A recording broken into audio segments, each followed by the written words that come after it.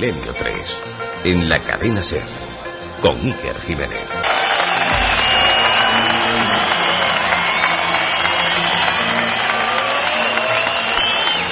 Buenas noches, Miranda.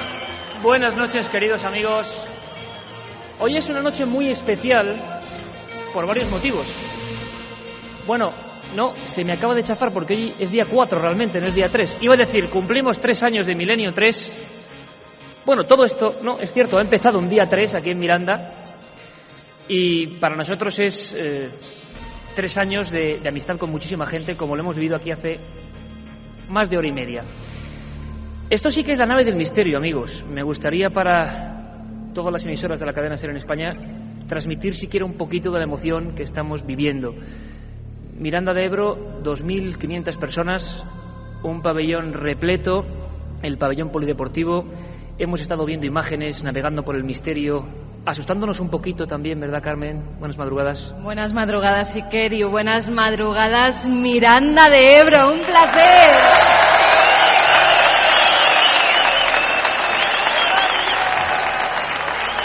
¡Qué gente, Iker, qué gente!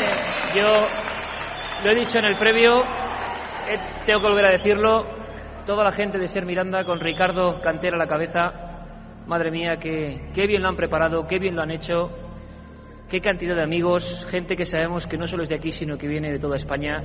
Es emocionante para este equipo de radio encontrarse con todos vosotros. Y hemos hablado de cosas que sabemos que impactan. El equipo de producción de la cadena SER precisamente ha tomado esta nave del misterio del polideportivo de Miranda como ejemplo para iniciar una andadura con la imagen. Hemos visto imágenes, hemos disfrutado de esa investigación del Camposanto. Nos ha entrado un poquillo, pues bueno, de respeto, viendo algunas fotos que la verdad es que no se habían visto nunca. Pero la nave tiene que continuar. Y estamos en una provincia que tiene la facultad de tener mucho misterio. Quizá muchas veces no bien contado, en el sentido de que las noticias han muerto en los periódicos, en los diferentes medios regionales.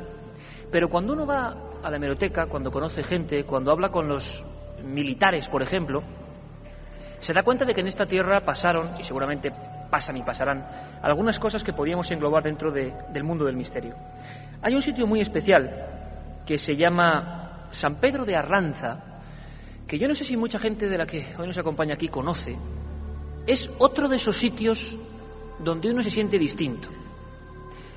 En la provincia de Burgos, cerca de Covarrubias, cerca de Lerma, está uno de esos lugares, hombre, no sé qué nombre ponerle, pero desde luego distinto. Inquietante. Inquietante. En este mismo instante, en este lugar maravilloso, estamos ya viendo imágenes que yo quiero que la gente de toda España se vaya imaginando en su mente. Además sé que los navegantes del mundo de Milenio 3, los oyentes de la nave del misterio, saben muy bien componer las imágenes en su mente, en soledad, donde estéis, en las carreteras, en las fábricas, en vuestra casa, en la cama. Y yo no sabría tampoco cómo explicar la soledad, el misterio, el olvido de un sitio que para muchos especialistas en lo que llaman fenómenos extraños, para muchos místicos, para muchos seguidores de órdenes antiguas como los templarios, significó uno de esos cruces de energía misteriosos. No me quiero extender mucho. Desde el tiempo de Felipe II, por lo menos, se tiene la constancia de que había un enorme interés por lugares de poder. Imagino que esa frase sí que le suena a mucha gente. Lugares de poder. Hay quien lo identifica todo esto con, corrientes energéticas que recorren el planeta, líneas Harman, decían algunos, y ahí donde se cruzan se produce un nexo, un nodo, una especie de unión donde ocurren cosas. Y esas cosas las conocían muy bien los antiguos, que igual no tenían ordenadores, no tenían satélites, no tenían internet, pero conocían muy bien esos lugares de poder. Me gustaría, Carmen, que lo primero que escucháramos, se lo pido a nuestro técnico hoy, Javier Rodríguez, nuestro compañero, un corte de uno de esos expertos, editor, escritor del mundo del ocultismo y de las huellas de las antiguas herejías y lugares de poder en España, para que nos introduzca en el extraño mundo de San Pedro de Arlanza, Burgos, donde ya no queda nadie, ni hay luz, ni agua, nadie que pueda necesitarlo. Un lugar que impresiona por lo que debió ser. Todavía quedan las bases de las columnas impresionantes de uno de los monasterios más importantes de su tiempo. Pero una serie de incendios, dicen que una serie de crímenes, una serie de acontecimientos extraños, lo acabaron aportando de todo y lo han convertido en eso, en cascotes que están ahí olvidados al sol. Sebastián Vázquez nos comentaba, fue el primero que empezó a hablarnos de este asunto, su sensación y la de mucha gente en las ruinas misteriosas de San Pedro de Arlanza. Las viejas ruinas, las contundentes ruinas del que fue uno de los monasterios más importantes de España y el monasterio que dio origen a la fundación de Castilla. Estamos hablando de San Pedro de Arlanza. Los antiguos hablaban de puertas sagradas, de puntos de conexión en donde estaban fundidos, digamos, el cielo y la tierra. Y muchos afirman que San Pedro de Arlanza es uno de esos lugares. San Pedro, su ermita, la ermita de San Pelagio, ahí arriba, con la cueva. Y es un lugar donde mucha gente dice percibir, digamos, esa memoria ancestral. Y también la invitación es que el viajero recorra esas viejas piedras y encuentre por sí mismo pues ese lugar donde decía la tradición que un templario jugó una partida de ajedrez con el diablo. Ahí están todavía los símbolos. O invitarle que suba a la torre, esa torre medieval, y de algún modo perciba estos lugares que son ancestrales, que guardan una memoria antigua y que perciba. Pues Carmen, estamos viendo algunas de esas esculturas ya sin cara, algunos ejemplos de lo que fue el olvido de este lugar tan importante. Con todo el respeto, por supuesto, para los amigos de Burgos o los que viajan o atraviesan esta provincia, queremos exponer enclaves dignos de ser conocidos por el viajero de Milenio 3. Se habla de energías. Yo puedo contar hasta alguna aventura personal o quizá mejor que no, porque no sé si voy a quedar bien o mal y ya no sé qué pensar. Pero Carmen, se habla también de la otra cara, las sombras, el demonio. Hay mucha leyenda en torno a San Pedro de Arlanza, desde cómo fue construido. No se sabe muy bien si en la época visigoda, en la romana. Los textos dicen que es a partir del siglo X, con Fernán González, que por una cacería de repente va siguiendo un jabalí, se encuentra en una de esas cuevas con 3 ermitaños. Esa ermita de la que hablaba Sebastián Vázquez es la ermita de San Pelayo. Ahí se encontró anteriormente una cueva donde había 3 monjes eremitas, se refugiaban allí. Y Fernán González va persiguiendo ese jabalí y se los encuentra a ellos.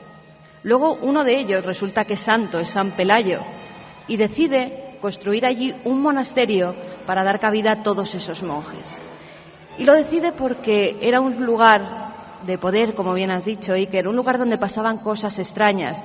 Se hablaba de endemoniados, se hablaba de posesos, y necesitaban un convento, un monasterio, a monjes para que sacaran los demonios de los cuerpos de esas personas. La otra realidad. Milenio 3. En la SER.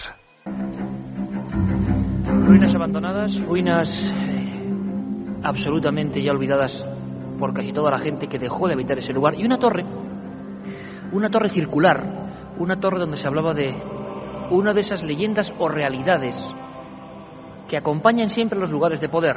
Y cada oyente sabrá si acoplarle en la historia el término de verídico, legendario. Hay casos y documentos e incluso intervenciones oficiales que esta noche vamos a conocer.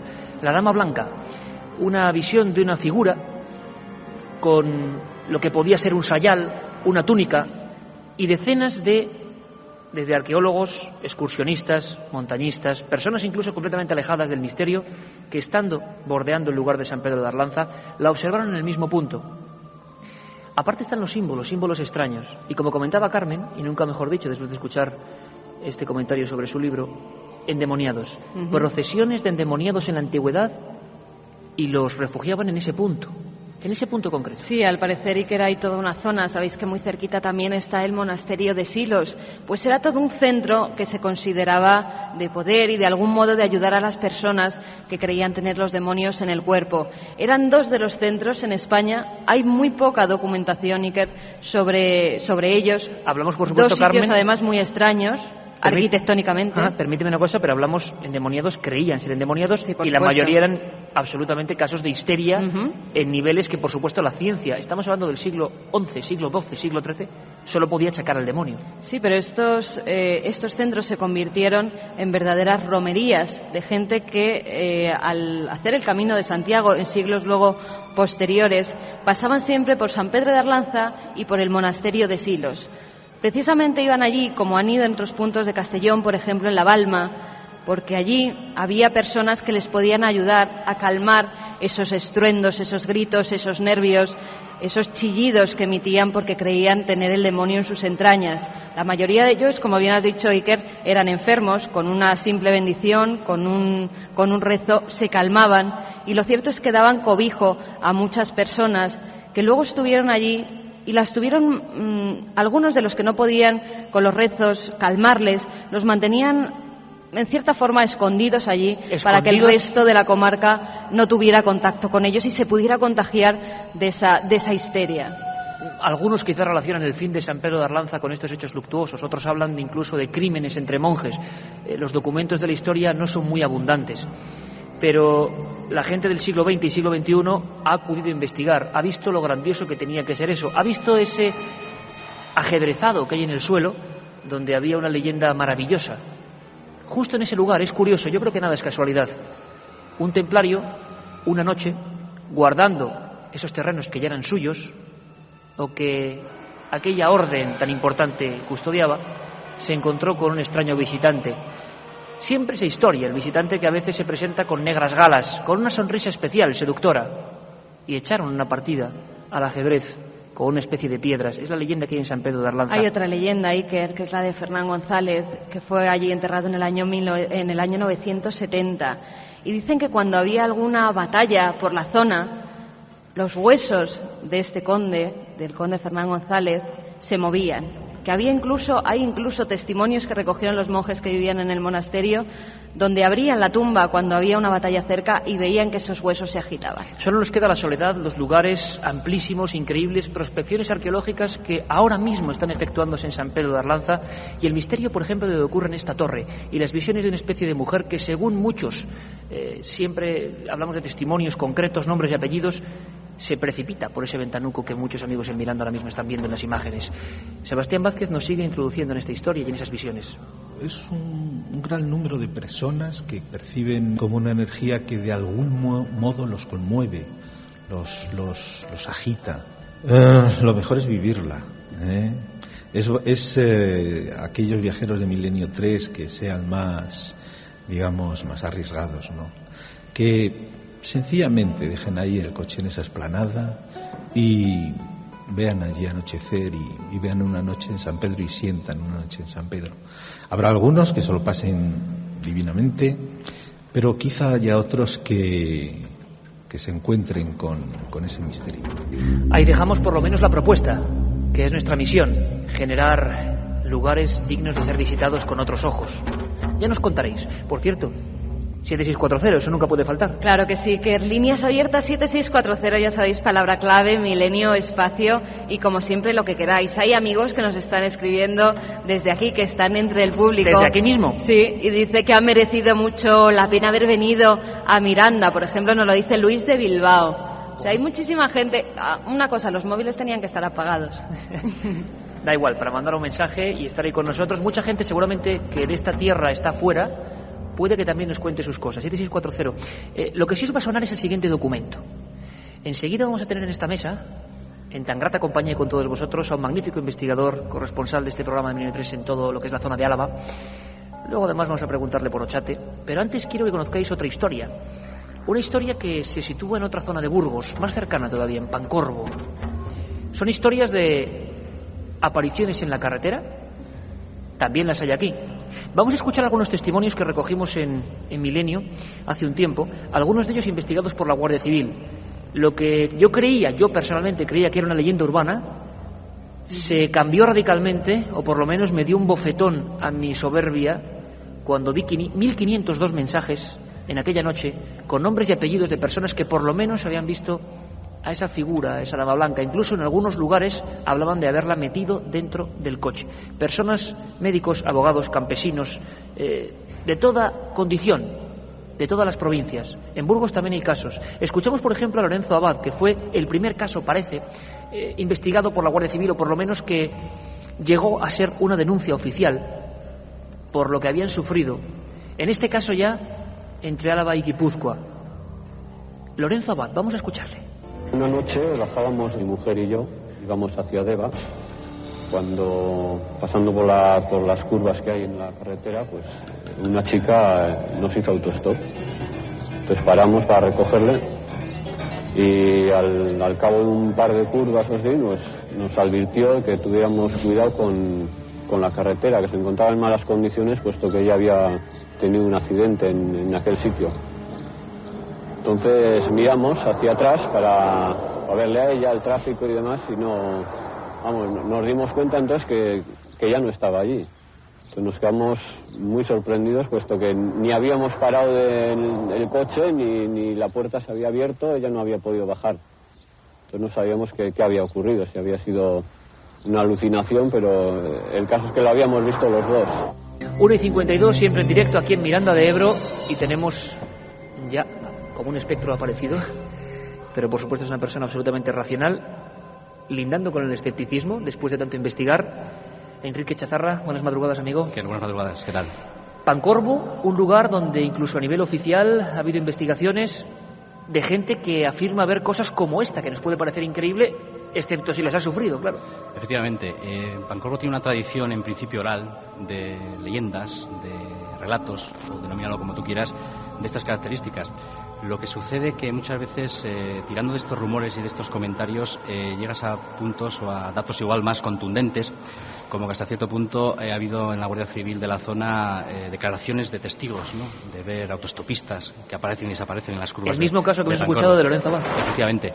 Entonces llega un momento en que, lo que tú antes comentabas, desde mi punto de vista, y rozando el escepticismo y la crítica bastante dura, pues piensas que este tipo de testimonios son todo rumores, es una leyenda urbana que se ha generado. Y bueno, me remito a ese programa ya mítico de Milenio 3, donde también barajabais esa posibilidad de que esto fuese todo tema de leyendas, pero que bueno, empezaron a surgir documentos y testimonios de personas con nombres y apellidos que de alguna manera atestiguaban este hecho. Entonces en Pancorbo estamos rozando, digamos, esa línea, ¿no?, entre intentar conseguir testimonios de personas que hayan vivido esa vivencia con lo que es la pura leyenda de la zona. Pues igual, y eso ocurrió con el 7640, que la gente muchas veces tiene miedo a contar lo que le ha ocurrido, y si no ve un clima propio no se va a atrever nunca a dar ese paso. ¿Cómo vas a hacerlo? Habitualmente los medios, ¿cómo tratan estos temas? ¿Quién se va a arriesgar a que le llamen loco? Claro, cuando tú ves casos de la Guardia Civil o incluso testigos militares, como vamos a ver, uno dice, bueno, quizá lo puedo contar. Hablaba Enrique de testimonios. Javi Rodríguez, ¿podríamos poner el corte 5, por favor? Emilio, de Huelva, era otra de esas personas, para que os hagáis una idea, amigos de Miranda, de que en toda España hemos recogido este tipo de testimonios. En este caso, con su padre, en un lugar muy concreto cerca de la Sierra de Aracena. Y fijaos qué descripción, igual os ha pasado. Íbamos por una carretera comarcal, llevaba la luz larga puesta y salió de lo que parecía de la Sen una figura humana que era oscura, no se definía perfectamente la figura. Creíamos que necesitaría ayuda o algo, porque en esa zona, a esa alta hora de la noche, que era la 1:30 aproximadamente, pues ya casi ralentizábamos la marcha porque yo era el que conducía el vehículo, y cuando estábamos llegando hacia esa figura, yo noté algo raro, porque tenía la mirada perdida, no miraba hacia ningún lado, y además muy cerca, a 1 metro, cosas así. Era como una mujer de muy avanzada edad, pero lo que a mí me llamó la atención fue la rapidez con que pasó del arcén hacia el centro de la carretera. Fue muy, muy rápido. Cuando estábamos a 1 metro de ella, tenía una mano abierta y la otra la envolvía con el puño. Sentimos casi pánico. Milenio 3, con Iker Jiménez, en la cadena SER. Muchos casos de este tipo en aquel programa, Carmen, muchos testimonios. Enrique, lo que habéis recogido o estáis investigando ahora mismo, en la segunda parte, por cierto, ya lo hemos dicho, vamos a hablar de Ochate. Habéis empezado a ver ya que incluso hubo denuncias, decías, a las diferentes comandancias, porque la descripción era como esta, porque claro, hay muy diferentes visiones. Este hombre Emilio con su padre, empresarios de Huelva, vieron una anciana y lo tenían como una angustia vital saber qué había pasado. Se animaron a llamarnos. Otras veces es una persona que permanece estática en un arcén con una cara que nos sobrecoge. ¿Cuáles son los casos, la descripción tipo, si puede haber? Sí, yo los casos que he podido recoger, siempre ya te digo, no de primera mano, sino de la tradición oral que hay en la zona, es la típica visión que todo el mundo tiene, pues igual influenciada un poco también por la literatura y por el cine, de la típica chica de la curva. Una chica que es recogida en unas circunstancias extrañas, se monta en el vehículo de la persona que lo recoge, camina unos kilómetros y en un determinado punto de la zona de Pancorbo desaparece ante el estupor del conductor. Entonces, en su día, hace ya años, se intentó contactar con la Guardia Civil, pues eso, intentando recoger si había algún tipo de denuncia de estas características.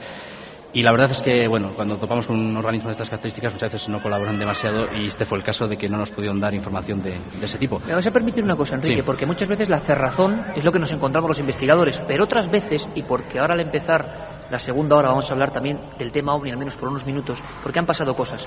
Fijaos cómo a veces en otros países, por ejemplo, nos hacen mucho más caso. Vamos a escuchar al comandante Viñoli. El comandante Viñoli es el jefe de la Fuerza Aérea Uruguaya, es decir, la persona más importante en el ejército del aire uruguayo. Había pasado algo, es el corte exactamente 6, comandante Viñoli, creo que tiene una importancia suma, porque fijaos lo que pasó hace tan solo unas semanas en los cielos uruguayos, aviones que tuvieron que ser desviados, una especie de proyectil o de objeto volante no identificado con fuego y auténtico terror, pero es que nos lo cuenta el jefe de la Fuerza Aérea Uruguaya.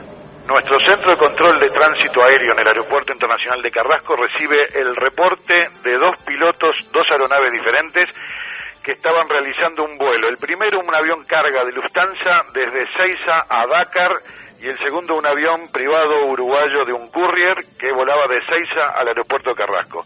Esos 2 pilotos, en forma casi simultánea, reportan al Centro de Control de Tránsito Aéreo el avistamiento de un objeto muy luminoso en una trayectoria ascendente y con uno de ellos diciendo como alarmado por un posible rumbo de colisión. El segundo piloto lo que informa es que él está viendo el mismo fenómeno, también en forma ascendente, y él se inclina a pensar que puede ser los posquemadores de una aeronave cuando los prende para ganar velocidad o altura. Tanto el radar de Ezeiza como el radar del aeropuerto de Carrasco no dejó rastro marcado. Sí, yo estoy en este momento con la gente que está haciendo la investigación, coincide cuando usted me está llamando que estoy mirando en la televisión las imágenes del radar, en la que se ven los vuelos de las 2 aeronaves, la trayectoria, la altura donde están haciendo los reportes, y no hay absolutamente ningún rastro de este objeto. Lo estamos investigando, no descartamos ninguna hipótesis ni línea de acción, y bueno, en ese estado están las cosas. Tema OVNI. En Burgos ocurrió el fenómeno más extraño investigado por los militares. Vamos a vivirlo con documentos y luego nos meteremos en Ochate, pero merece la pena lo que vais a vivir aquí en Miranda. El caso más extraño, hace ahora 30 años, todavía con los sellos de confidencial. Volvemos. Continuamos en Miranda con un montón de amigos. Esto ya es la nave del misterio directamente. Esta música de Pink Floyd ya nos transporta a otros mundos, porque antes de meternos en el otro mundo de Ochate, el pueblo maldito por excelencia, que está a poquito más de 15 kilómetros de aquí, vamos a dar un mero garbeo por la historia que os dejábamos ahí al acabar la primera media hora de Milenio 3. Escuchábamos al comandante de la Fuerza Aérea Uruguaya, comandante Viñoli. El fenómeno OVNI sigue ocurriendo. Otra cosa es que se nos cuente o no se nos cuente, pero sigue ocurriendo. Y yo no podía despedirme de aquí antes de entrar en el pueblo maldito, antes de abrir sus puertas, sin recordar una historia también con imágenes y con sonidos. Una historia que dicen los propios militares que es la más extraña que ha ocurrido en nuestro país. Yo creo que es un galardón importante en el mundo del misterio.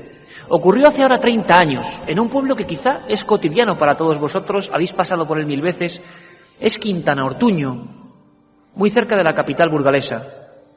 El 1 de enero de 1975, 5 militares eran testigos de algo digno de película, que acabó reflejado en documentos oficiales, documentos del ejército español, que durante 24 largos años, Ministerio de Defensa, Ejército del Aire, tuvieron el sello de confidencial. Si uno se adentra en ellos y lee Burgos, 1 de enero 1975, empezará a ver que eso de los ovnis que tanto se critica, ¿tú crees? No, oiga, es que yo no creo ni dejo de creer. Es que el ejército pone ovni y yo no sé lo que es, pero algo debe ocurrir. Por cierto, Carmen, en el 7640 mucha gente ha escrito y seguro que muchos con asuntos de ovnis. Pues sí, que hay de todo, mucha gente que hace referencia a ese desfiladero de Pancorbo. Gonzalo desde Málaga, por ejemplo, nos dice: ya me gustaría estar ahí, saludos a mi gente de Miranda, siempre me ha sobrecogido el desfiladero de Pancorbo cuando paso con el coche. Manuel desde Cáceres, que es camionero, también nos dice que ha pasado muchas veces por Pancorbo y es un lugar especial y bello, puede ser que haya algo en ese desfiladero. Un saludo para todos los búfalos de Miranda y a todo tu equipo, Iker, que te cuenten las leyendas que hay sobre San Juan.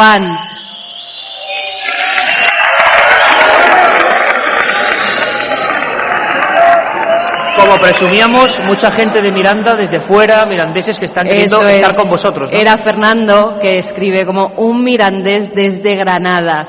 También hay gente de Granada aquí, somos de Granada, estamos en Miranda con vosotros y tenemos que pasar de vuelta por Pancorbo. ¡Qué miedo! Que nos cuenten, un lugar muy especial. Seguimos recibiendo esos mensajes. Estamos observando aquí, porque por algo el equipo de producción de la cadena SER de imagen ya está montando un espectáculo para que veáis los documentos. Hay documentos muy curiosos que hablan de que 5 soldados, ese amanecer de vuelta a la Academia Militar de Ingenieros del Ejército de Burgos, no ven una lucita en el cielo, no ven una especie de estela, no, ven algo que cae. Cuando se bajan de su Morris 1100, se aproximan Felipe Adera, José Lasso, Felipe Sánchez, van caminando varios metros y empiezan a tener el miedo en el cuerpo. En la llanura típica de Burgos había un objeto con forma de tronco de cono, según vienen estos informes, del que surgen otros 5 objetos que están quemando el campo. Si nos permite nuestro jefe en el tema de la imagen, Pedro Espinosa, vamos a ver otro documento. Es simplemente cómo fue esta investigación, qué ocurrió, para que todos los amigos de toda España lo sepan. 24 años después, el ejército dice que aquello que supuestamente quemó el campo, aquel testimonio de 5 soldados aterrorizados que fueron interrogados durante 4 días, simplemente pues debió ser una imaginación, el halo de la luna, quién sabe, el reflejo en unos postes de lo que era la línea del tendido eléctrico. No había huellas, y ese informe concluía que, examinado el lugar por miembros del Ejército del Aire, no había nada. Por supuesto, ninguna quemazón. Aclaraban que no era época de rastrojo, de quema de rastrojo, no pasaba absolutamente nada y, por lo tanto, se lo habrían inventado. Esto 23 años después, 23 años durmiendo el archivo en la Biblioteca General del Ejército del Aire.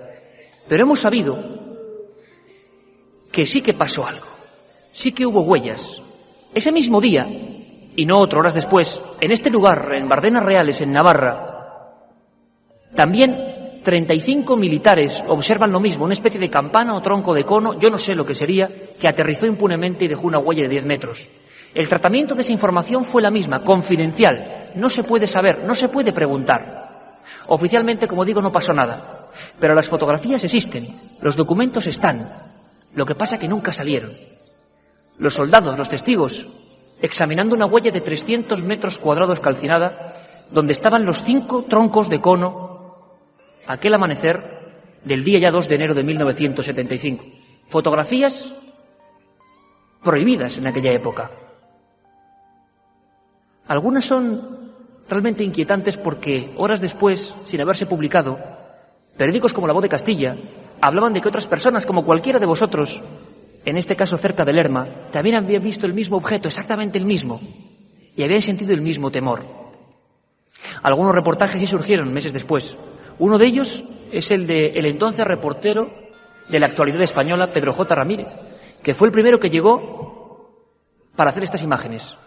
Durante 3 años, algo extraño se quedó allí impregnado. Lo que era esa zona del campo no volvió a crecer. Había una especie de anomalías que nunca fueron bien investigadas. Desde entonces, silencio en los soldados. Parece que se sigue cumpliendo órdenes. Se hizo un informe que al final decía más o menos esto. Nos lo cuenta nuestra voz, Carlos Barroso. Burgos, a 9 de enero de 1975, Capitanía General de la Sexta Región Militar. Los 5 testigos interrogados coinciden pormenorizadamente en cada una de las declaraciones efectuadas ante sus superiores.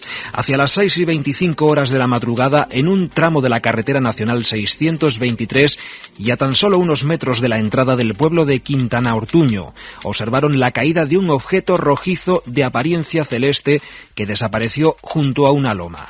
Esta incidencia fue constatada desde otro punto de la región por el policía militar Jesús Rivas, que también se encontraba a bordo de su coche. Al bajarse del vehículo, caminando campo a través en dirección a la zona de probable colisión, los 5 soldados fueron sorprendidos por 5 grandes focos que se fueron encendiendo uno a uno en pleno silencio, mostrando su forma de tronco de cono. Atemorizados, regresaron al automóvil y huyeron del lugar sin precisar si aquellos artefactos estaban posados en tierra o flotando a 1 metro de ella. La impresión que daban aquellos artilugios era la de estar abrasando el campo. 2:14. Era obligado conocer en esta tierra el caso más extraño que nunca pudo ser resuelto, según todos los especialistas, hasta los más escépticos. Este es el caso más raro, lo que ocurrió en Burgos y Navarra hace ahora 30 años exactamente. Pero no menos extraño es lo que en todo este tiempo hemos ido conociendo de un lugar llamado Condado de Treviño, que por cierto, Enrique Chazarra, que nos sigue aquí acompañando por supuesto, tú te has pateado de arriba abajo. Y también había muchas historias de ovnis que dieron a conocer este lugar donde ahora nos aproximamos, que es Ochate, Puerta del Frío, Puerta de los Lobos, Puerta Secreta, se ha dicho de todo. Los ovnis empezaron a ser el primer indicativo para muchos de que allí pasaba algo, ¿no? Eso es. Actualmente, digamos, la fama se le ha llevado siempre a Ochate, ¿no? El pueblo de Ochate. Pero si analizamos un poco el condado de Treviño, nos encontramos que hay mucha causística de fenómeno ovni, de avistamientos de luces en el cielo, de encuentros con bolas de luz, de persecuciones incluso a vehículos en la zona del puerto Vitoria, ya saliendo de Vitoria, internándonos en el condado de Treviño, bolas de luz que persiguen vehículos. Entonces, todos los alrededores de la zona de Ochate tenemos bastantes casos de este tipo. El más espectacular, brevemente, el que a ti más te llamó la atención. Hay un caso, ocurría en los años 82-83, no recuerdo bien ahora la fecha. Un matrimonio viajaba con su hija hacia la población de Marquínez, un pueblo colindando con el condado de Treviño, y según bajaban ya del puerto de Vitoria, aproximándose hacia las poblaciones de Miruri, cercano a Ochate, hacia las ventas de Armentia, observan una luz anaranjada en el cielo, que inicialmente ellos lo interpretan como que era la luna. Lo que pasa es que, claro, según iban avanzando, ese objeto, esa luz, va cambiando de tamaño, se les va aproximando, entonces ya descartan que sea la luna. Hasta tal punto se acerca esa luz que el vehículo en el que viajaban se paraliza. Entonces la mujer y la hija le dicen al marido, al conductor, pero venga, acelera, ¿por qué te paras? Y dicen, no, si es el vehículo que no puede más, ¿no? Y llega un momento en que ya la luz desaparece, se aleja de donde estaban ellos y el vehículo reanuda la marcha, con el consecuente susto, por supuesto, de esta familia. Un caso semejante, fotografiado por otro buen amigo que estuvo en el programa de Vitoria, donde empezamos a desgranar esta investigación, Pruden Muguruza, dio origen a lo que se llamó OVNI de Treviño y a que todos pusiéramos la mente en un lugar también abandonado, que nos recuerda un poco a San Pedro de Arlanza, aunque nunca tuvo esa grandeza, aunque parece, por lo que vamos a ver hoy y vamos a escuchar hoy, que sí que tuvo esa grandeza. Fue un pueblo importante. Carmen, de Ochate podíamos empezar a hablar directamente con las voces de Ochate, las más conocidas, las más clásicas, que yo nunca me canso de escuchar porque me parece una de las mejores que se han obtenido. Es el año 86, son miembros de Radio Vitoria quienes obtienen estas grabaciones dentro de la torre de Ochate. Una niña que dice Pándora, Cámpora, ha habido muchas teorías, ¿no? Ha habido muchas interpretaciones y quería a lo mejor, pues a través del 7640, los amigos que se encuentran aquí en Miranda nos pueden ayudar y a ver qué entienden. La mayoría de la gente opina que dice Pándora o Cándora, pero bueno, si quieres la escuchamos porque es una de las mejores psicofonías que se han obtenido en esa torre. Bueno, un pueblo muy especial que hoy queremos también recorrer y digamos que si todavía queda algo de extraño, sería bueno empezar por esa bienvenida casi, aunque muchos piensan que lo que hacía esta voz era echar a la gente, Cámpora, vasco fuera, pensaban que era un poco el mensaje que quería sacarse de aquí. Es, como siempre digo, difícil, aunque mucha gente en su casa con los cascos, como nosotros escuchamos ahora, puede percibirlo perfectamente. Javier Rodríguez la tiene 3 veces repetida. Es una voz de una niña, como diría el maestro Germán Argomosa, sumamente angustiosa, en un lugar que es aislado por completo, donde ya no hay nadie hace mucho tiempo, por lo menos un siglo, ahora veremos si eso es así o no. Y en la torre, Enrique, si no me equivoco, en el segundo peldaño de esa torre, que hoy, por cierto, está bastante deteriorada, ahí se pone el grabador, ¿no? Eso es, se pone una grabadora en una de las vigas que queda al interior de la torre y bueno, y sale lo que vamos a escuchar a continuación. Una niña o, no sé, vosotros tenéis una opinión absolutamente respetable. Pándora, Cándora, pero es un mensaje. 3 veces la escuchamos.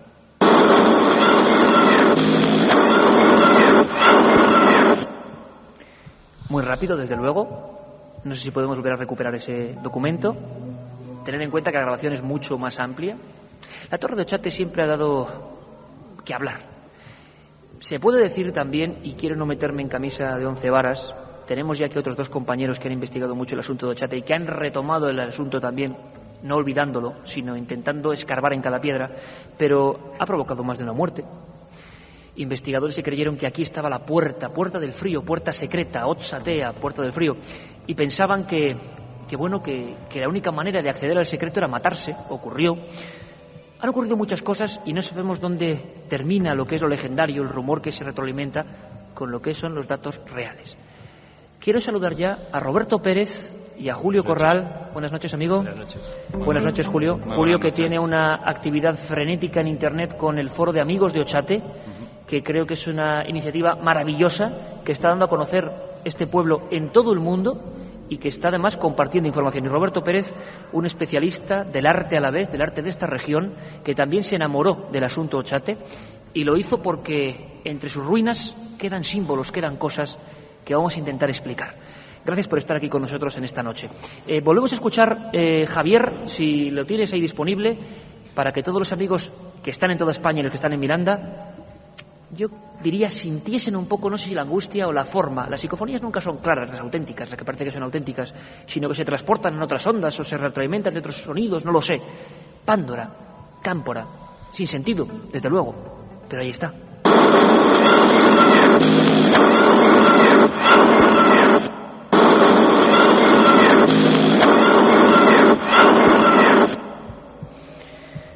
Cólera, tifus, viruela, teorías diversas, un pueblo muerto. Julio, lo que tenemos es un pueblo que desaparece en un momento de la historia que estamos intentando reinvestigar. Algunos hablan del año 1917 como el final, pero cuando ayer estábamos allí, lo que impresionaba especialmente cayendo la noche es por qué ese pueblo y no otros. Es que no ha quedado piedra sobre piedra, parece una maldición bíblica casi. Desde luego, el pueblo es curioso porque habitualmente todos los pueblos abandonados siempre quedan restos de construcciones. En este caso únicamente nos encontramos la torre que tan famoso ha hecho Ochate, parte de la ermita y poquito más. No hay nada, o sea, las casas no queda ni siquiera un pequeño muro que nos indique un poco dónde podían estar. Un sitio triste, desde luego, un sitio, la ermita de Burgondo, a la cual estamos ya casi, metiéndonos en ella. La ermita de Burgondo es otro de esos sitios que parece que guardan el secreto de Ochate, muy poco conocida. La gente siempre va, ve la torre, indaga un poquito, se marcha, intenta hacer sus grabaciones, se sobrecoge también. Otros sentimos, entre ellos yo, una paz increíble, una quietud tremenda. Otros salen corriendo. Otros salen corriendo, incluso dejando la tienda de campaña allí. Sí. Ha habido casos de encontrarse con exploradores. O no han llegado a llegar a la torre, no han accedido hasta la torre porque en el camino les ha pasado algo, han tenido sensaciones extrañas, han tenido visiones también extraordinarias. Otros rompen a llorar frenéticamente, como ha ocurrido con gente de nuestro equipo, de impresión de ese lugar, lo que sea. ¿Hay algo en Ochate? Bueno, pues no lo sabemos. Lo cierto es que es un sitio que parece que ha dejado unas claves que intentamos recomponer. Roberto, tú como especialista en el arte de esta región, parece que con sus piedras se reconstruyeron cosas, pero se dejó la torre por algo. Una torre que puede ser del siglo XII y una ermita que puede ser, no sabemos ni siquiera de qué siglo, ¿no? Sí, no, la verdad es que la ermita es un compendio de varias épocas, pienso yo, ¿no? Parece que así, argumentada así como está, sería siglo XVII, pero luego nos damos cuenta que hay unos restos de campanario que no corresponden muy bien con una época muy concisa y muy clara, ¿no? Fíjate que es curioso porque Roberto nos daba una de las claves en Vitoria con unas fotografías obtenidas por Julio en esta investigación, que es que han aparecido unos símbolos de los que no teníamos ni la más remota idea. Han aparecido una serie de pequeñas cosas inquietantes. Y encima descubrimos que el pórtico de esa iglesia de Ochate, cuando tuvo vida, cuando hubo gente, cuando había nacimientos, cuando no pasaba nada fuera de lo normal, a no ser una de esas pestes, resulta que ese pórtico entero se lleva a Uzquiano, ¿no?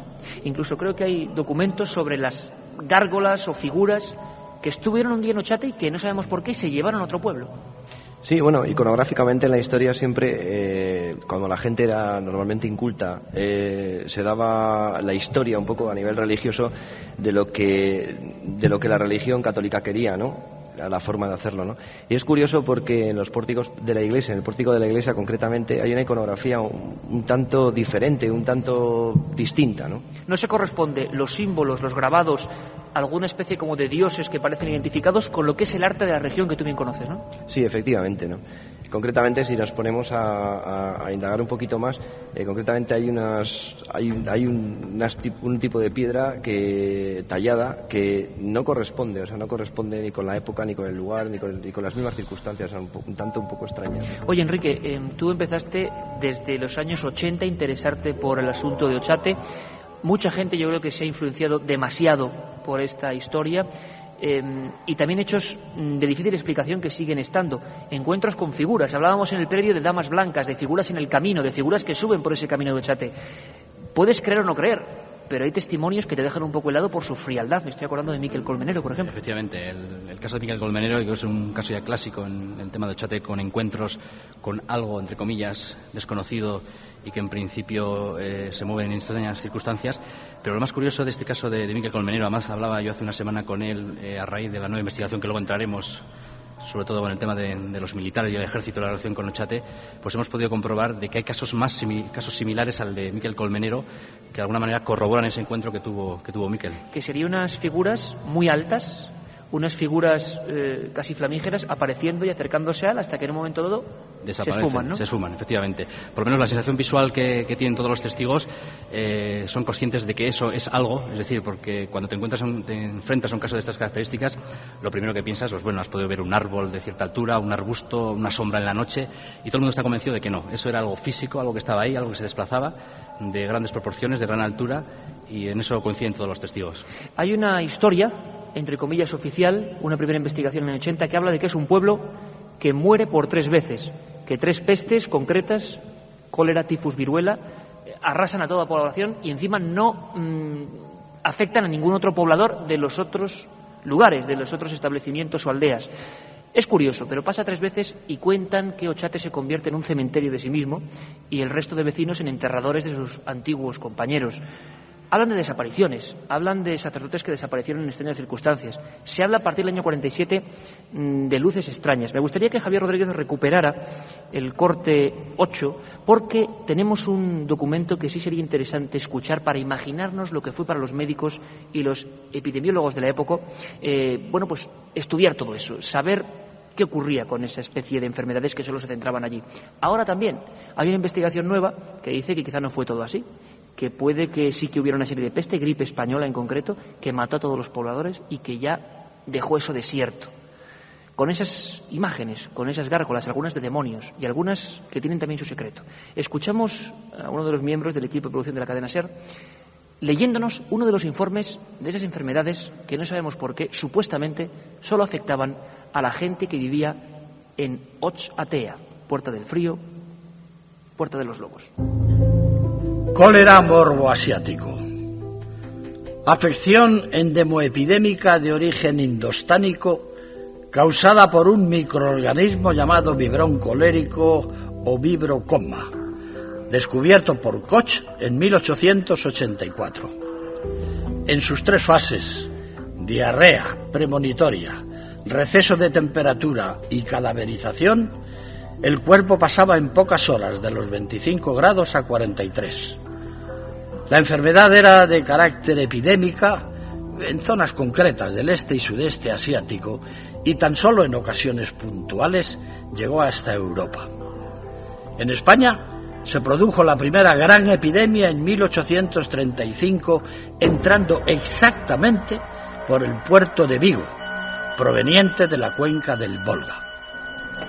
El brote de cólera fulminante que espesaba la sangre y mataba en horas surgió en Ochate en 1870 y se produjo en un tiempo en que la península, y más concretamente la región alavesa, estaba totalmente libre de este mal. Vamos con mensajes que nos llegan al 7640, ya sabéis, palabra clave milenio, como el de Carlos desde Bilbao, que nos dice: el fin de semana pasado acampamos en Ochate y grabamos en la torre una psicofonía. Creemos que es eso, ya te la mandaremos para que nos deis vuestra opinión. Mucha gente de Miranda que tenía que trabajar por la noche y se ha quedado, pero bueno, nos están siguiendo a través de la radio. Desde la fila 13, alguien en el pabellón nos dice que van a Ochate cuando finalice Milenio. Bueno, pues cuidadito, que con lo que vamos a contar ya veremos. Johnny desde Cartagena nos dice sobre la psicofonía: al ser casi invidente tengo el oído más desarrollado. Y la niña dice Pándora seguro. Pándora, sí, la mayoría de la gente entiende Pándora. Algunos entienden también Cámpora. Y nos pregunta Roberto desde Miranda, aquí: ¿hay niños enterrados en círculo alrededor de la torre? Exactamente alrededor de la torre no, Julio. Vamos a empezar a hablar de la nueva investigación, de lo que se lleva haciendo estos 7-8 meses. Hay tumbas, ayer las estuvimos viendo, tumbas antropomorfas, se puede decir así, de niños o de gente muy pequeña, ¿no? Siempre han sido un misterio y mucha gente que va a Ochate no sabe localizarlas, es difícil. La verdad que es muy, muy difícil llegar a ellas. Yo afortunadamente conté con la colaboración de Enrique, que fue el que me las enseñó. Y sí que es cierto, son unas tumbas muy pequeñas. Todos los indicios parecen indicar que podrían estar datadas entre el siglo IX y siglo XI. Y ha sido un gran misterio, pero bueno, parece que empieza a haber una solución a este misterio. ¿Quién podía ser esa gente? Probablemente habitantes del Ochate de esa época, y evidentemente por el tamaño, o niños o personas pequeñas, pero tampoco sin buscarle demasiado misterio. ¿Puede haber un camposanto ahí? Sí. ¿Y pudo haber quizá una iglesia? ¿Otra iglesia en Ochate? Otra iglesia más. Andábamos desde hace tiempo detrás de ellas. En un documento que hay del año 1552 se habla de que en Ochate existía una iglesia y dos ermitas. Evidentemente, pues bueno, conocemos la iglesia de San Miguel, lo que es ahora la torre únicamente, conocemos la ermita de Burgondo, pero nos faltaba una más. Ha habido bastante gente que me comentaba pues la posibilidad de que esas tumbas estuviesen construidas alrededor de una iglesia, como era costumbre en la época, y nos encontramos con que el terreno donde están las tumbas se le denomina San Pedro. En otro documento que hemos localizado no hace demasiado tiempo, en la lista en la que aparece por primera vez Ochate con el nombre de Chochat, al final de la lista precisamente hace referencia a la iglesia de San Pedro de Chochat.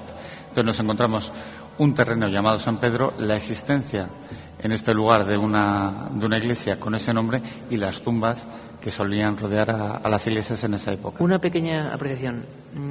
No exagero cuando digo que ha habido gente que se ha ido a la carrera de Ochate. Tenemos personas y testigos aquí mismo esta noche que han pasado a veces noches terribles en Ochate acercándose por la curiosidad. Tú me comentabas, Julio, de incluso la presencia en la ermita, en lo que es la ermita, que es ese mundo no muy bien conocido, donde a veces aparecen velas, rituales un poco raros, seguramente de gente, yo no sé si haciendo vandalismo o qué, pero eso nos lo hemos encontrado en alguna ocasión. En ese lugar ha habido experiencias de este calibre, ¿no? Es decir, de personas que han salido ya a la carrera por sentir algo muy preciso y una aparición, nos lo contabas ayer, allí, que se repite constantemente, ¿no? Sí, es curioso. En ese lugar.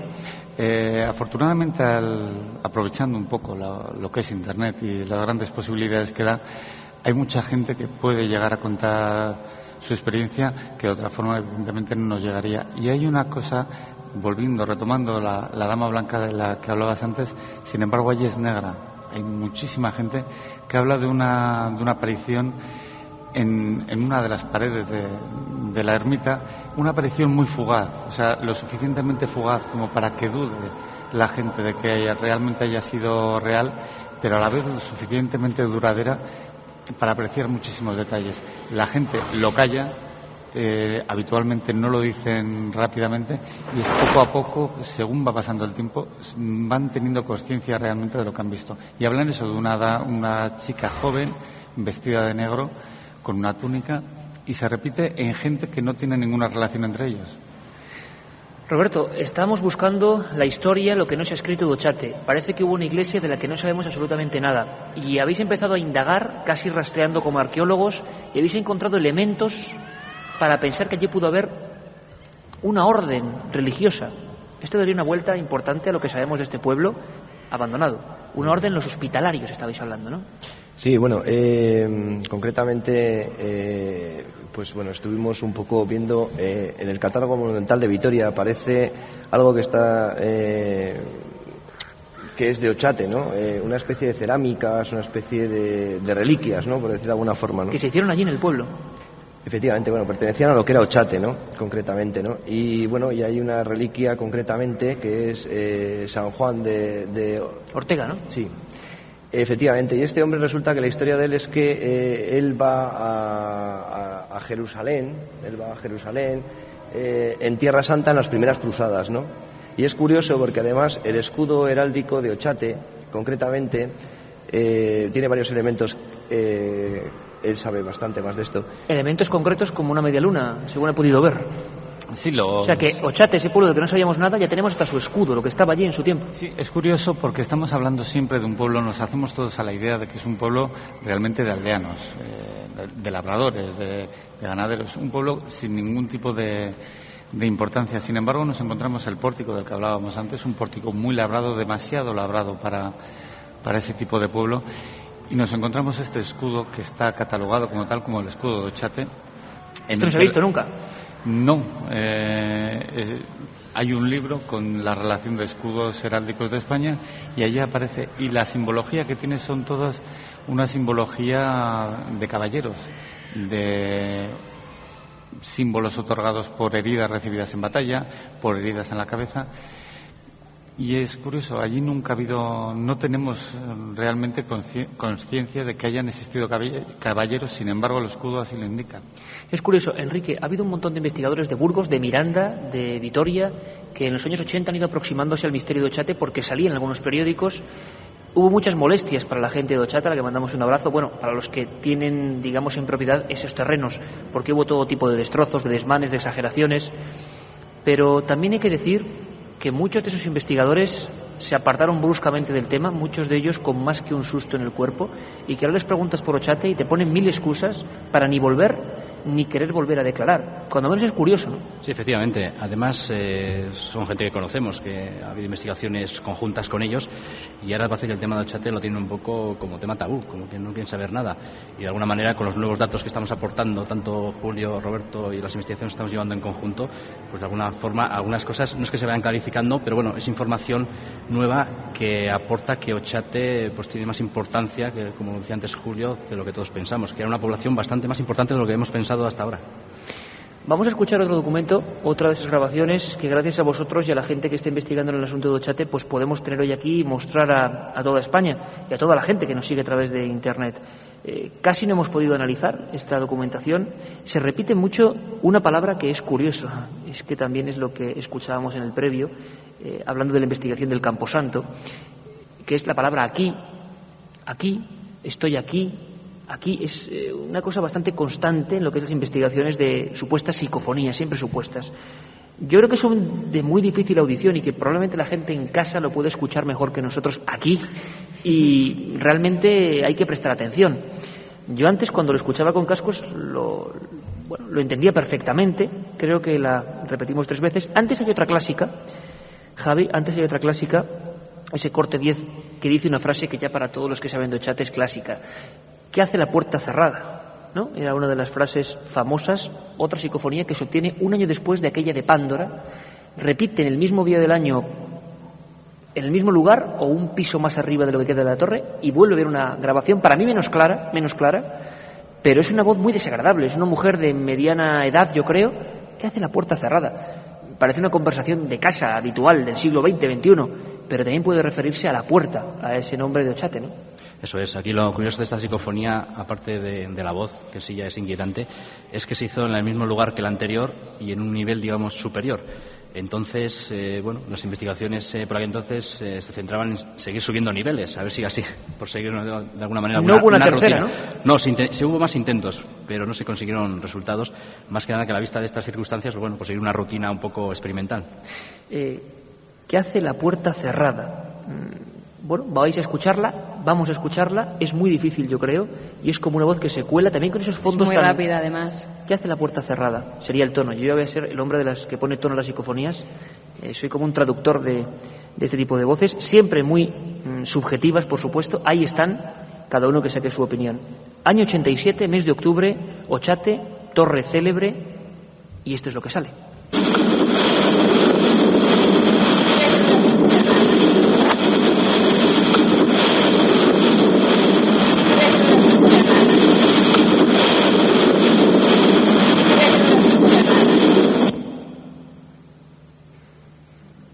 Un pueblo sin historia, al cual están intentando, como si fuera un puzzle del tiempo, dar una identidad. ¿Qué pasó?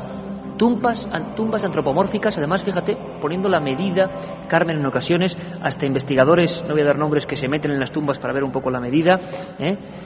Hay que tener ganas también para meterse en una de esas tumbas de Ochate. Pero se hace con base a medir cómo era la tumba de grande, porque mucha gente a mí normalmente no me gusta meterme en las tumbas, pero como no había nadie que estuviera por la labor, pues no me quedó más remedio la forma de la y cabeza. Me metí para ver cuál era la forma antropomorfa. En ese caso encajaba perfectamente la cabeza, el cuerpo. Tenían que ser personas más bajas que yo, porque la verdad es que salía buena parte de las piernas mías y de los pies hacia afuera. Eran personas de muy corta estatura, porque yo tampoco soy muy alta, y sí que es cierto que encajaban perfectamente. Tenían que ser personas no muy gruesas, y la forma estaba, además, no es por faltar respeto a nadie, pero se estaba cómodo. En una especie de ladera. ¿Sabemos qué forma podría tener esto, Roberto? Se ha intentado investigar. Da la impresión de que hay una piedra o una zona de tierra. Por eso la gente va a Ochate y no encuentra nunca las tumbas. Estamos viéndolo también en imágenes. Parece que hay una zona que está tapada. Podía haber un auténtico camposanto, podía haber una especie de campo de muertos, del cual ahora apenas quedan unas cuantas hileras, ¿no? Perfectamente. O sea, en muchos pueblos de España, cantidad de iglesias de esta misma época y anteriores inclusive tienen el camposanto alrededor de la iglesia. Es una cosa muy común. Por eso sospecháis que esa segunda iglesia, que aparece en algunos documentos que nadie sabía, podía estar justo ahí, en esa zona donde están las tumbas. Sí, bueno, después de estar investigando un poco, yo creo que sería bueno sacar alguna foto aérea en algún momento dado para poder ver, dónde estaban edificadas un poco esto, ¿no? Porque los vestigios es que no se encuentran tan fácilmente. Siglo IX, siglo X, siglo XI, una comunidad sepultada, unas tumbas, no sabemos nada. ¿Qué solución daría esa fotografía aérea, Julio? De entrada, el tamaño del pueblo. Si hablamos de que había una iglesia donde están las tumbas, la gente que las conozca también sabe que está bastante alejado de lo que podemos considerar ahora mismo el núcleo urbano de Ochate. Está bastante más separado.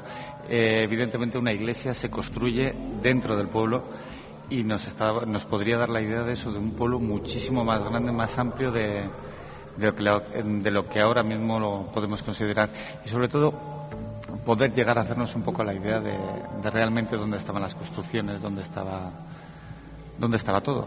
Ahora mismo es que no se puede saber, desgraciadamente. Nada. No queda, recuerdo que me lo comentabas, es que no ha quedado eso, piedra sobre piedra. No se puede saber dónde había una casa y dónde no la había. Ni los cimientos, nada, absolutamente. Y el pórtico, con esa especie de simbología bien rara que analizábamos en el programa de noviembre en Vitoria, que se llevó a otro lugar porque se consideraba evidentemente importante, algo digno de ser custodiado. También se ha hablado mucho, Enrique, de leyendas que no sabemos dónde llegan. Vegetación venenosa, árboles muertos, que es verdad que la vegetación ahí parece que también se murió junto con los habitantes de aquellos lugares afectados por las supuestas pestes, pero es cierto que hay una acumulación mayor de raíces y plantas venenosas que en otras partes de Europa, decían. Eso es un comentario que hemos estado tras su pista hace cierto tiempo, y la verdad es que hemos podido llegar a constatarlo, pero es un comentario que se ha hecho en ocasiones, ¿no?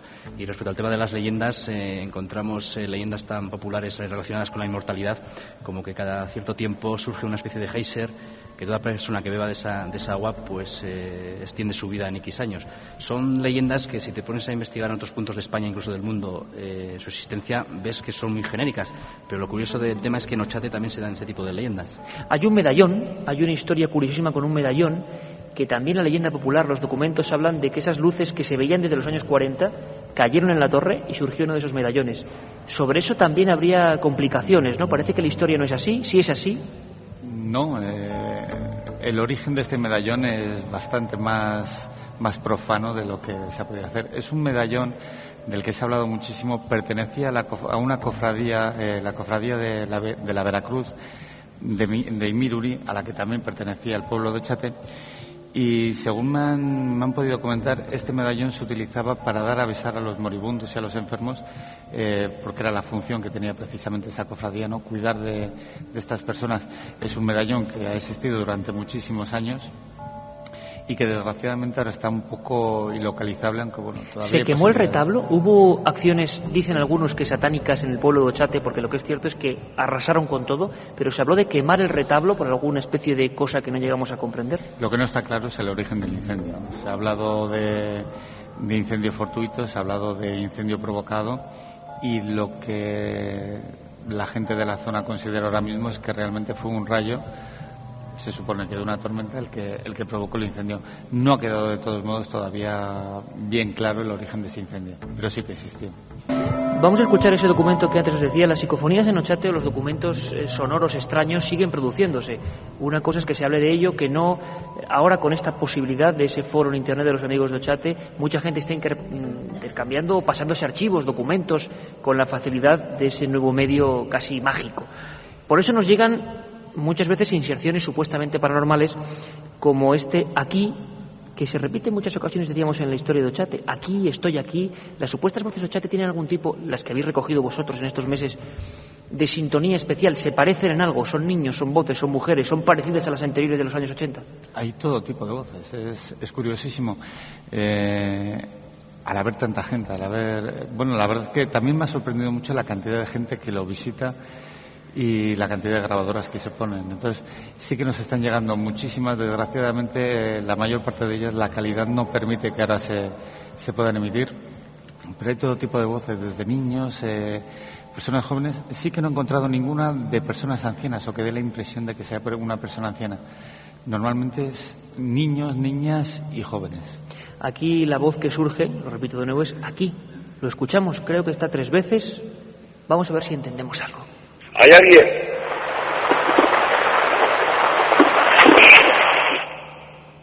¿Hay alguien?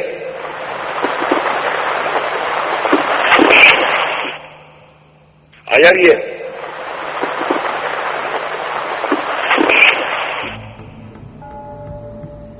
Yo no sé si es una palabra, aunque claro, a primera instancia siempre yo no sé si es una palabra, un efecto de una ráfaga de viento o algo que roza la grabadora, no lo sé.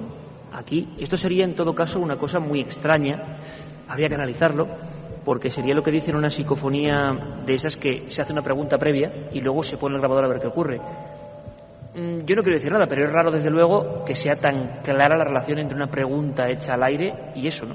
Sí, bueno, ya sabes que en el mundo de la psicofonía nos movemos en un punto en que es difícil distinguir si realmente eso es psicofonía o no. Hombre, personalmente no conozco las circunstancias concretas de esta psicofonía. O es un efecto casual que tú interpretas como una palabra. Pero si has oído psicofonías que de alguna manera te dan feeling, como se suele decir, esta psicofonía no tiene ese típico sonido psicofónico, ¿no? Parece más bien un golpe en el micro, una especie... Hay otra que dice, estoy aquí, ¿no? Estoy aquí, Julio, creo que es la grabación. Es gente de toda España que considero Ochate una especie de meca del misterio y que allí hace sus experiencias. Por lo tanto, siempre es gente que va de alguna manera no predispuesta, pero sí dispuesta a pasar miedo, que no sé por qué, porque yo repito que a mí me da una paz increíble este lugar, pero miles de grabaciones sin duda, tenemos solo unas pocas, las que se han llegado hasta tu poder. Esta dice estoy aquí, es una voz parecida, una voz más infantil parece, ¿no? Que es hombre, de todos modos hay un tema con las psicofonías, que es que también la informática nos permite ahora mismo el depurar mucho esas grabaciones.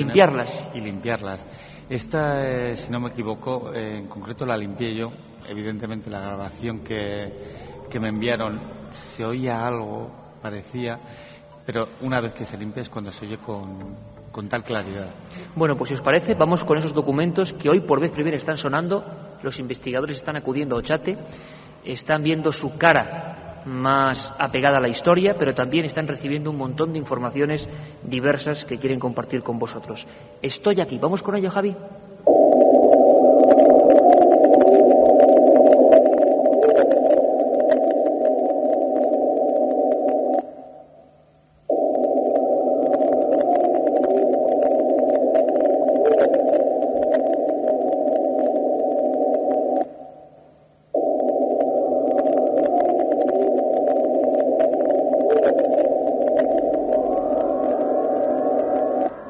Lo que es cierto es que hasta los técnicos de sonido a veces se involucran, porque Javier Rodríguez hizo esta sección de Ochate, música de Ochate, música ochateña, porque solamente las fotos e imágenes le inspiraron, ¿no? Es un lugar muy curioso. Sinceramente, a mí la más impresionante para mí es la primera, porque sí me parece algo muy claro, como que sobresale. Algún día, Roberto, sabremos qué demonios significan los símbolos, documentos y sobre todo lo grabado en piedra que está en Ochate, tanto en el pórtico que hoy está en Uzquiano como en ese campanario. Esos signos a veces parecen marcas de cantero, como si alguien dejara, no sé, una serie de códigos, ¿no?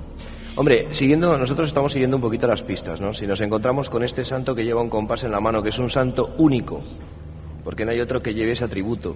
Si nos encontramos que el escudo además lleva una luna que corresponde que ha habido tierras en Jerusalén, si corresponden algunos signos de los que hay ahí un tanto de forma extraña, muy coincidente con algunos historiadores de la orden de los sanjuanistas, pues nos da que por ahí van las pistas, ¿no? Yo pienso que hay que investigar muchísimo más, no cabe la menor duda, pero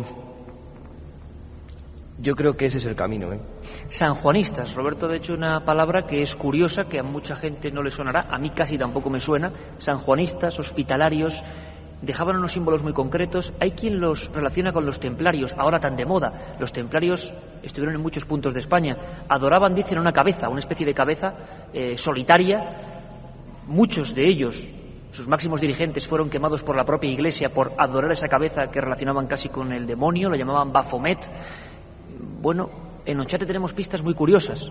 Hospitalarios, sanjuanistas, ¿por ahí van los tiros? Sí, y algo que me pareció muy curioso respecto al santo, precisamente, que es a raíz de donde ha empezado esta investigación, es que cuando a mí me enseñan el santo me lo presentan como un San Felipe.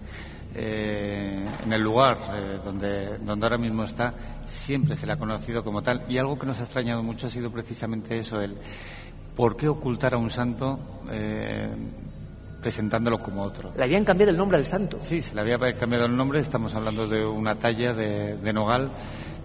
Yo no soy quien para datarla, a la que se le había hecho una restauración un poco tosca, se le había quitado la policromía, pero mantenía un compás en la mano. Yo no tenía conocimiento de ningún santo que tuviese ese atributo, y poco a poco pues hemos descubierto eso, que era un santo llamado San Juan de Ortega, por cierto, a 20 kilómetros de Burgos, muy cerquita de la capital. Y lugar mágico donde los haya también. Sí, y con muchísimas curiosidades que tiene. Y este santo precisamente perteneció, si no me equivoco, y si no que me corrija Roberto, perteneció precisamente a la orden de los hospitalarios de San Juan. Hospitalarios que, por otro lado, existe documentación que indica que han tenido propiedades en la zona de Ochate. O sea, y esa gente no elegía un lugar porque sí, es decir, eran lugares muy concretos donde a veces se daba cobijo a caballeros, a personas que estaban en la batalla y que acudían a ese lugar exacto por algo. Enrique, lo que también están surgiendo últimamente son testimonios del puro y duro misterio, si no me equivoco, ganado desangrado de una manera muy curiosa después de ciertas apariciones, nuevos testimonios, la gente se está abriendo con vosotros. Hay alguna especie de iniciativa que quiero felicitar, como es la del intento de recoger la basura de Ochate.